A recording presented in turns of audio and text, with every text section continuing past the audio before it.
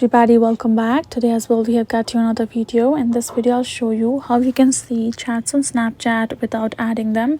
But before that, please do make sure to like our video, subscribe our channel, and yes, without any further delay, let's get into it. For that matter, let's go ahead first, access your Snapchat app on your mobile phone, and right over here you will be able to see this kind of interface. Right in this section, go ahead, tap on this chat icon in the bottom section. Right over here, if in case you have been wondering whether you can see chats without actually adding that person, is that if you won't confirm their request, you won't be able to check out the messages. For example, this is the user.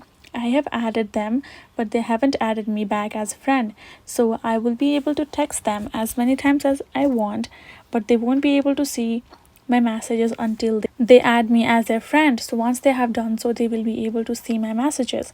But the other thing is, if in case that person's account is public, then I will be able to check out their stories and their activities likewise over there.